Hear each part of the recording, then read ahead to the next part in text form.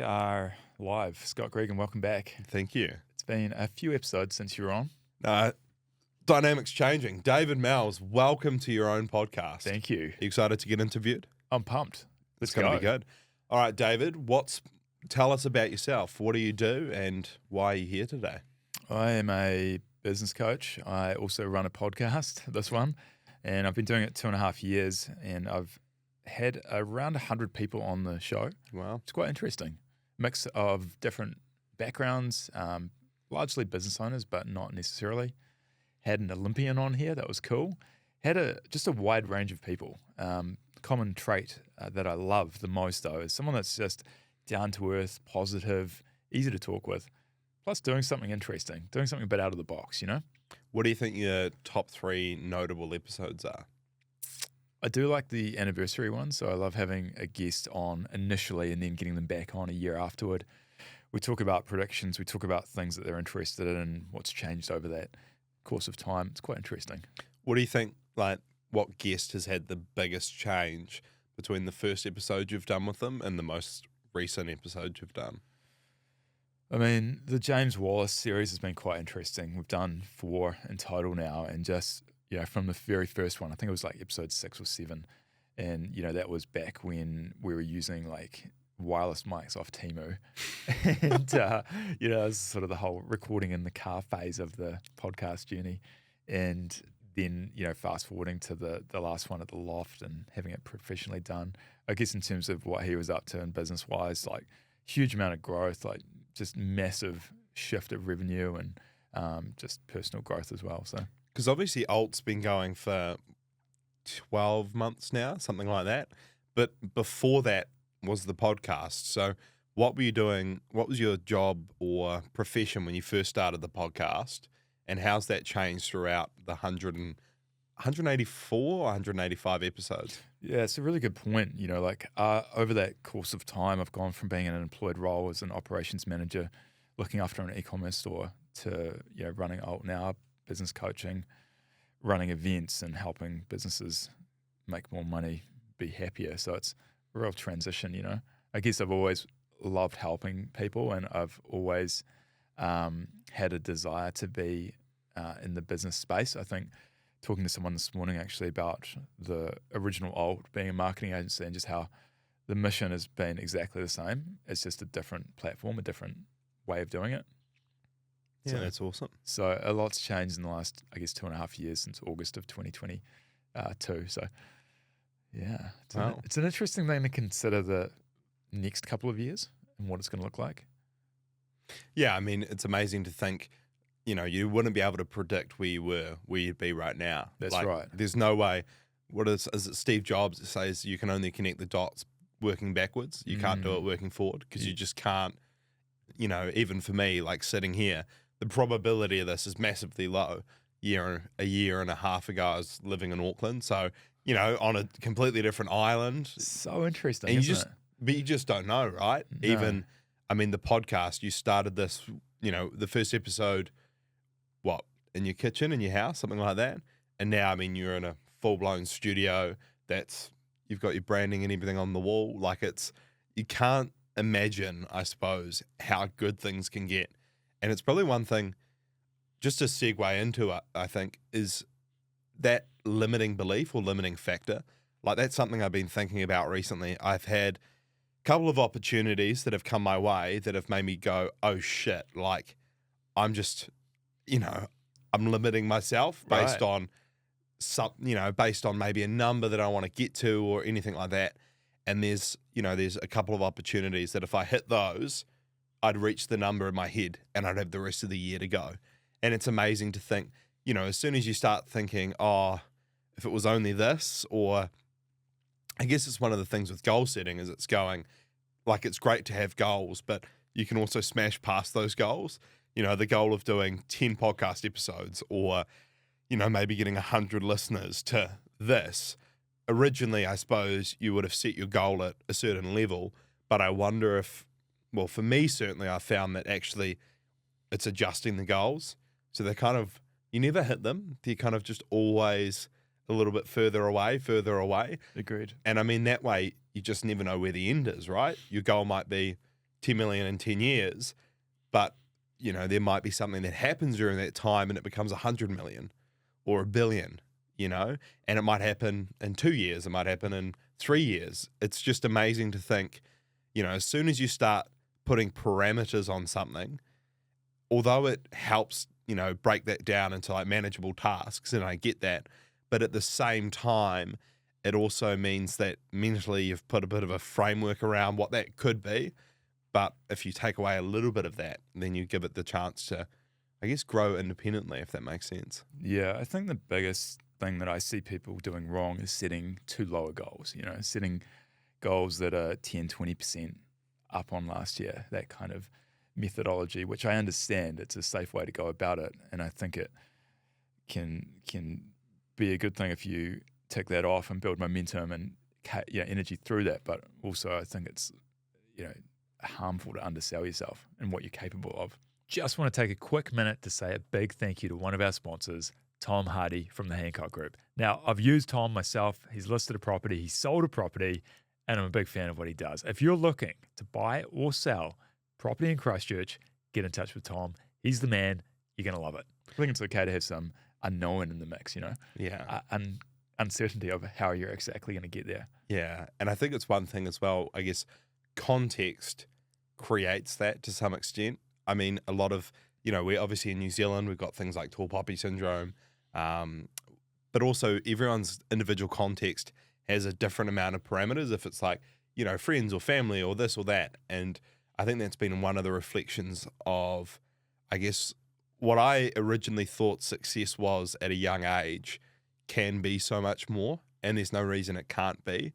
So, for a lot of people, they think, right, take a car, right? A lot of people have the aspiration to get a car, but it's a manageable thing. It's something that you can do. Do you know what I mean? But once people reach that, I find a lot of the time, or for me with my goals, is once I reach it, it's almost a sense of relief, not achievement.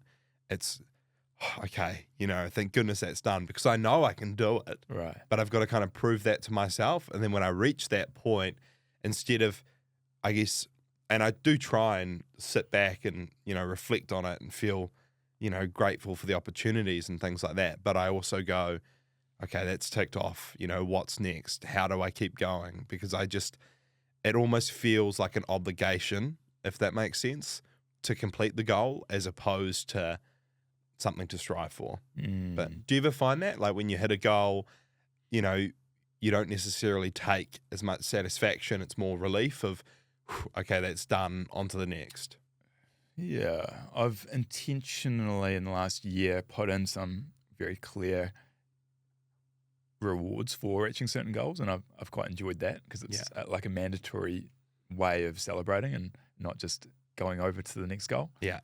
And so whether that's a nice dinner out with friends or if it's a material item, then I think it's good to pause for a moment before regrouping and setting another one.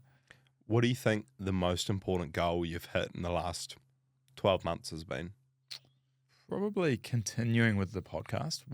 It's maybe not the most important, but it's one of an important goal that I've set myself to keep going with it at a certain pace and at a certain amount of episodes. And so it's really easy to overlook this, but to get to this number of episodes, it feels really good, both internally as a point of capability, but also I think externally it stands for something as well. And I think that's led into the position that I'm in, that I can stick to something and I can go through it and go through those valleys when it is hard and it's like not something that I want to do. Yeah. And when it gets niggly and when it gets awkward and expensive. And so I think that's something that I'm really proud of.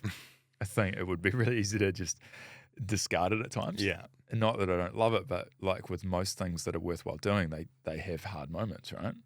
And so I'm pretty proud of that. Yeah. Yeah. That's awesome. And I think looking forward, it's really cool to commit to it for at least the next 7.5, 8 years, both from a sponsorship perspective, but also just it's like peace of mind. It's like when you lean into something, there's no deviation. There's no like if or maybe. It's just like this is happening. Yeah, it's on. So yeah, it's something I've learned.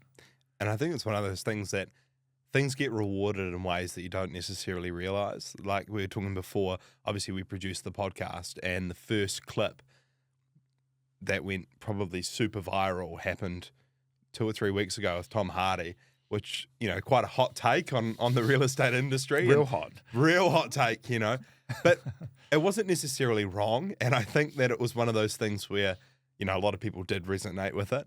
But I mean, it's almost at 20,000 views now. But again, it's something that originally you probably thought it wouldn't take you 183 episodes to get a clip that went viral to 20,000 views. I mean, I certainly know that for some of our clients, or even for ourselves, you're hoping for that moment of virality, which, yes, is important. It does happen. We've had it happen for quite a few of our clients. But again, it's just those repetitions that you put in. And eventually, it's one of those things you don't necessarily know when it's going to pay off, but it does pay off, And Yeah. it was, I was chuffed because obviously it was the first clip that we put up. But it's interesting, that payoff can sometimes come in a different way than you think. Absolutely. Yeah. I had a moment late last year when a coaching client or a prospective coaching client at the time approached me directly through the podcast, and they'd consumed a large amount of the episodes, and they were just like, look, I understand who you are. I understand what you do, and I'm keen to get on board. And it was almost like a really defining moment where it's like, oh, so grateful. The podcast has done the heavy lifting here. Yeah. And no anticipation of that. It was just like a really nice benefit. So yeah, it can happen at any time. Yeah. But yeah, Tom Hardy, the Hancock Group, I know. he threw out a spicy line, and I think the feedback I've had, both from people that have seen the clip, but also got to know Tom a bit better, either through listening to the episode or just seeing him on his own social media, is that they just like his vibe and that they resonate with him. And I think it's interesting when you get someone like that that's quite polarizing. They're not necessarily going to appeal to the full market, but I love that. Yeah. Because it's like the same with ice cream flavors. Like vanilla's fine, but it's kind of boring, right? There's definitely more interesting flavors. Yeah, and I think, in terms of the virality of it as well, if he'd just gone on there and praised real estate agents and said everything was right, Totally. he's still not going to get that as well, So That's it's like right.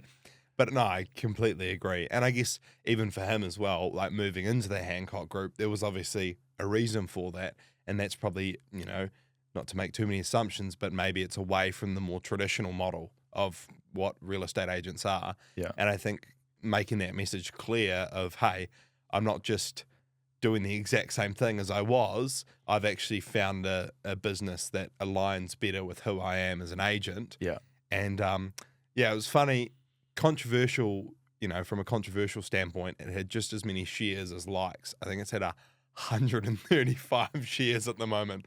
So I dare say that's in, a lot of real estate group chats and here and there. And I've had many people come up to me and talk about it.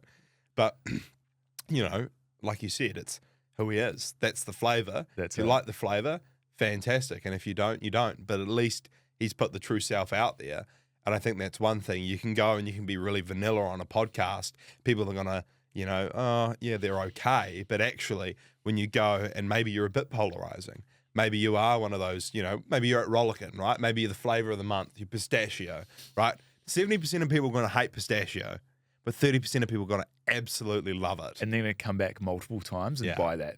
Yeah. And full context, like organically, I think the average views would be 1, maybe 2,000 max. So it is an outlier bit of content. Yeah. Yeah. And it did just happen to be one of the first shorts that was put out. Maybe even the first, was it? Yeah, it was the first, which So, it's always good. Strong start. But I think it's going to get better and better and better. And it's amazing. I mean, one thing that I notice is that you get quite caught up, especially with multinational companies, right? And anyone can be a multinational company now. It just means you ship things overseas or you have offices in a couple of different countries. But, let's say essentially because of these really big brands being built online, I think we've got a bit of a skewed perspective on viewership, and I think we've got a skewed perspective on engagement. And the reason I say that is that I think about 400,000 people live in Christchurch, right? Of that, half of them are probably, not of an age where they really care. Maybe they're too old or too young. So you're down to, say, 200,000. Maybe entrepreneurs in that group, 5-10%, call it 10%, be generous, right? 20,000 people. I mean, that clip got 18,000 views. We did a clip for one of our clients. We put a bit of boost behind it, and across platforms, it's got 40,000 views. And I guess it's one of those things where you sit back and you go, in the grand scheme of things, people talk about 1 million views here or there or whatever it is. And, maybe I'm comparing myself to an agency overseas, but actually 40,000 people, is that even going to fit in the new stadium? I think. It's a lot of people, even 18,000. Like, how many people do you think care about real estate in Christchurch deeply enough to watch a clip? I wouldn't probably say 18,000. No. But because it's a take that people are interested in, they're going to see it and they're going to watch it. And I think when you look at the numbers, especially, some of our clients, we've just been able to start and really focus in on things like current followers and engagement. And they just can't believe it because literally all of their customers are coming up to them and telling them, hey, we love the content. Amazing. But the reason is because they were always there, and say your videos consistently, I think for Christchurch European, we consistently get them, say, 5,000 views on average, I'd say, between Facebook and Instagram. But it's the right people. And that's the thing. They come onto the yard, they know what's there, they've seen something online. Yeah. They come up to them, in a different context and compliment them. And it's one of those things, it's not just about viewership. Same thing with the podcast, right? It's about the quality of the viewers. And especially, when you look at it from a New Zealand context, I think your podcast has had, it's over 10,000 downloads between all of the different episodes. Yeah. And that's huge. Say that's thousands of people out there that have listened to you for an hour. It's wild. It's crazy to think, right? I know. And even I had a meeting this morning with someone for a project we're working on, and I opened up my laptop, and lo and behold, your YouTube was there, and they're like, "Oh, David," and this is a really well respected businessman in Christchurch, multiple businesses, and I mean, not that I was caught off guard by the fact that he knew who you were, but it was almost he knew you quite well from that, Right. and from seeing content online and things like that, and it's amazing to think, you don't necessarily see the 1,000 people listening. It just comes up as a number. It's a good point. But they're there, and they are. Yeah, it's a really good point. I think one of my current fascinations is how do you take that attention and convert it to either revenue of some sort or customers or just something? How do you move them along that funnel? Yeah. And it's something that is a work in progress. But I think on that note, though, moving them along the funnel, that's kind of a good dynamic about us almost co-hosting this episode. So Alt was a marketing agency. Yeah. At some point during this podcast journey. But do you want to just tell us now, what is Alt? What is it that you do? And what's, the future projections? yeah, so the core offering currently is business coaching. So meet with clients either fortnightly or weekly, go over strategic planning, goal setting, accountability. Sounding board is a common thing that people tend to like and enjoy about the process. What I've found since starting in late 2023 has just been that business ownership can be lonely. It can be a very isolating type of role in that you can't necessarily talk to your friend group, you can't necessarily talk to your partner or wife or husband or whatever.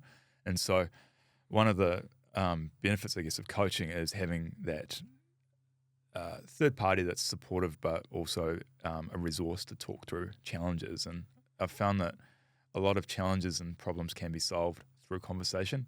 And so I guess just to loop it back to the main service, which is business coaching currently, there's also events that we do in order to inspire and to get local business owners together and to share knowledge and to build a community of people that are like-minded. I think that that's been one of the most rewarding parts of re-establishing Alt and launching into the event space, which is something that I'd never expected to get into. It's just so rewarding to see, 20, 30, 40 business owners getting together and exchanging details and working together. It's so cool. And partly it's, in person, but then also seeing online people working together and actually doing business together. It's awesome.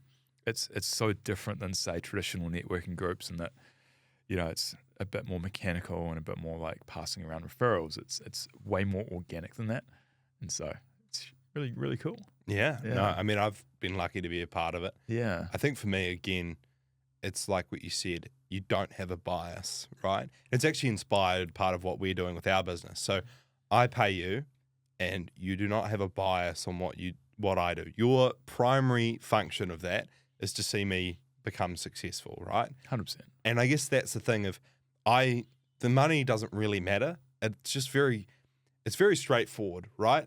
The transaction. You don't have a bias to this or that. You're not trying to send me to this accountant or to this agency or this, or it's literally just, right, how can I help you achieve the goals that we've sit down and discussed? And for us, looking at implementing more of a consulting piece for our clients, we want to do the same thing. I was talking to someone about strategy that we might be working with to build marketing strategy for clients. And I said, I don't want you to recommend our products because they're our products. Essentially, if they stack up, and I'm confident they will always stack up as the best value in the marketplace, and they're the right fit, absolutely. Of course you'd put two and two together, but I don't want it to be at the point where, a lot of places have a consultant or, someone in charge of strategy, but actually they're going to the back of the agency and going, raise your hand if you need some work, and the tech department's raising, they're like, we really need extra clients, and the videographers are going, hey, we've got capacity here, and then it's biased, right? Yeah. And totally. I think for a lot of marketing, it is biased. You don't actually get genuinely, hey, what's best for you? Again, with business, it's one of those things where when you're having those conversations with people, for example, with staff, and you've got to figure out, what the best thing to do is with your staff, you can't ask other staff about it. Number one, it's unprofessional. But number two, there's always biases around. Whereas if you can talk to a coach like yourself, it's going, hey, there's no bias here. This is genuinely based on, and for me personally, it's a career that's spanned longer than I've, been alive, and a plethora of experiences, plus also the feedback from all your other coaching clients. Here's your recommendation on what to do. Yeah, and it's really hard sometimes because it's not about giving the answers. It's about helping the client come to that answer on their own accord. Like I don't have a bias, but also like I don't want to be seen to guide people down a path. It's just interesting. I think it's a framing thing as well. Yeah. Like you say, you're not making decisions for people. You're just helping them frame the decision to make themselves. And I personally know when I go into sessions, sometimes I can get really wound up and find the answer and go, yes, I've got it. And then I'm leaving and it's happening. And that's one thing, like, it is always happening. That's so good. Yeah. That's something that I've taken away from that conversation we had earlier, actually, about clients and just scale, right? So the bigger the client, the more leverage they have, essentially. And so when you're working with a sole trader, it's great, it's awesome, I love it, but also there's limited amounts of magnification on that choice and in those decisions. Whereas with the bigger ones, they can make one implementation, they can do one thing from a coaching session, and it's just paid for the year's fees. Yeah. How cool is that? Yeah. You need to increase the fees, but yeah. Maybe. Yeah. No, maybe. You're right. And it's amazing. It's, it's the old saying about the plumber, you don't pay him for banging on the pipes, you pay him for knowing where to bang. But the same thing with business, there's one decision, like you say, that can change everything. And I mean, I've probably had 10 of those decisions in the 10 months that I've been doing this for. And it's, you take a risk here, and often it's risk. I think 98% of the time it's risk, Agreed. right? Yeah. And it's what Totally the risk is, if the risk is worth it. But again, it's just having that, I suppose, that moment where things can go one of two ways, and there's two pathways. And it was interesting. I was chatting to someone recently, and I said to them, at the moment, with my current skill set as a young entrepreneur, I don't feel like I'm making the wrong decisions. My biggest holdback is making the right decisions and delaying the implementation. So I'm not making decisions going, oh, I shouldn't have done that, because I have a certain way of working out what I'm going to do. The biggest issue that I'm finding is I've made a decision and I delay it, or I go, let me just confirm this. But 98% of the time, the decision's still the same. And I know it's good to give it a bit of reference, but sometimes you just want to, you've made the decision in your head, you just want to go in and, just get it done.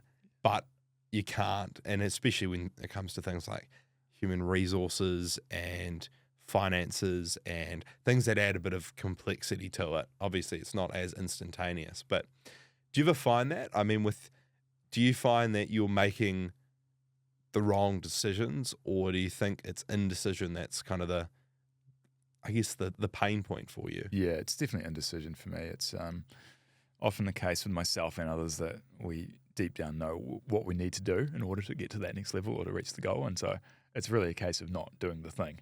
Yeah. And I don't know who keeps saying that, some other content creator. Yeah. But it's we know what the thing is, right? If you really look deeply. And usually it's, if it's sales, if it's, making a fire, like there's so many things that people know they should be doing, but just aren't. And it's really easy to come up with excuses and, other things, distractions to get in the way. But I think for a lot of us, it's just the case of not making that decision fast enough. Some things do need breathing room and some things do need to be a bit more considered, but often it's just a case of not moving fast enough.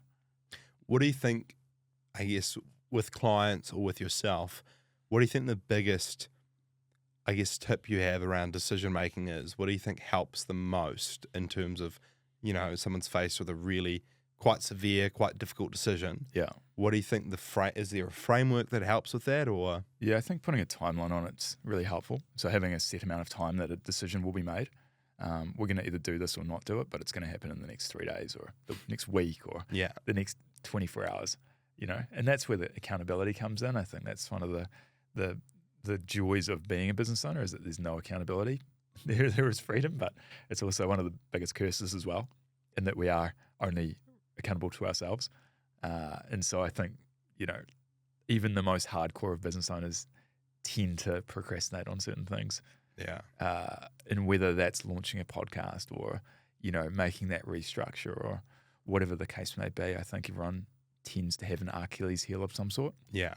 And determining what that is usually the way to go to that next level. Right? It's amazing how quick you can move as well. I know as soon as I had a meeting with a friend and a client, and he gave me some advice during the meeting, which I was really grateful for. And he said to me, there was a bit of a problem that had come up. And he said, oh, what are you going to do about it? I'm like, oh, he's like, no. What are you going to do about it? And he wouldn't let me leave until I figured out what I'm going to do about it. And as soon as I said the solution to it, that was it. It was done, and it felt like this weight had just been lifted off of my 100%. shoulders. Yeah. Yeah, the amount of burden we carry around unnecessarily, it's staggering. Yeah. I mean, a lot of anxieties, unmade decisions, right? Yeah, that's a good one. Yeah. I like that. But the moment you can decide to get through that list and to start making a few of those decisions made, I think that's it just frees up so much cognitive load to do more and to focus on what you need to be focusing on. Yeah, awesome. Yeah. So we've talked about Alt as, I guess, the primary sponsor of the 10 million in 10 years, but you've got some other sponsors as well. Some other sponsors. The production sponsor, Distinct. Yeah, that's us. How good.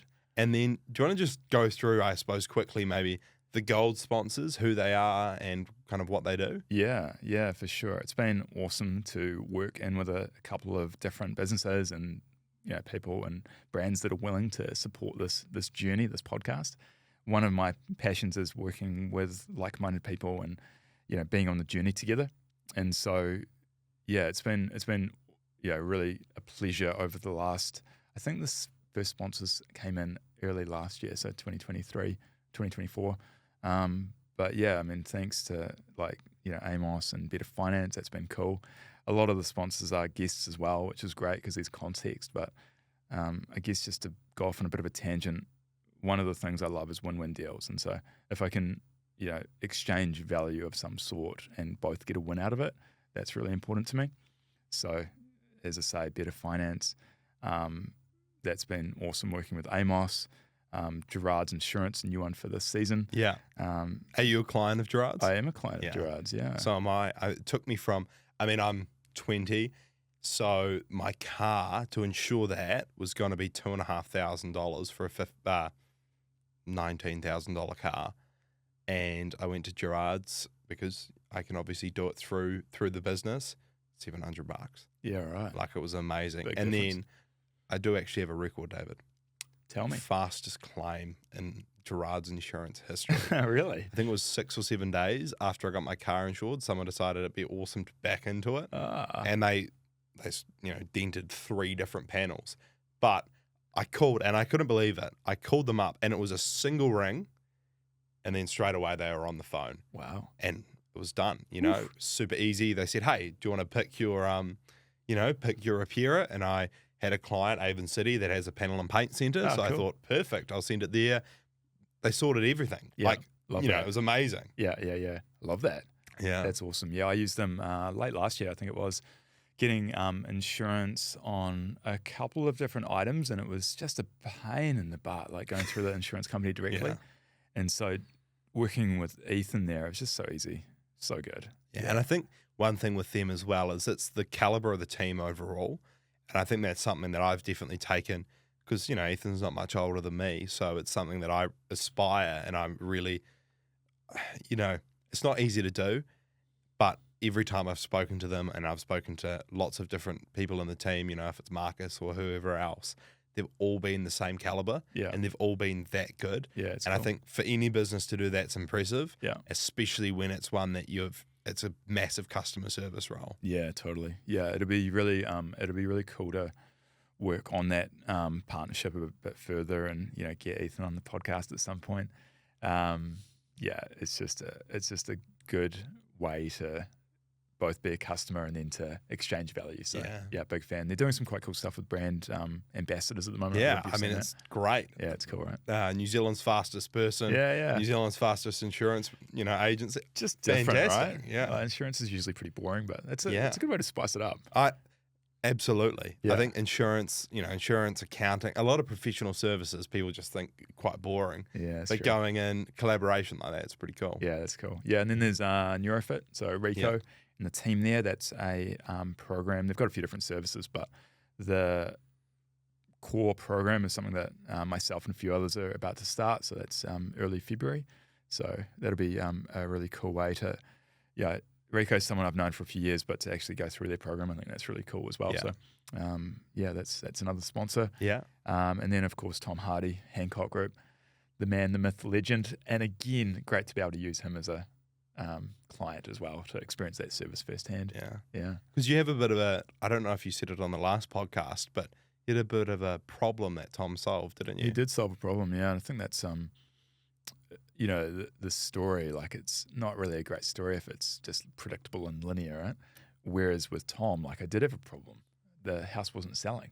Stale. I mean, it doesn't get, there's not much more of a problem than that when you're trying to sell a house. That's right. No buyers. There's money getting burnt daily. Right? Yeah. And so. Especially 6% interest, it's expensive to hold that. No tenants. It just sucks. It's not what you want. No.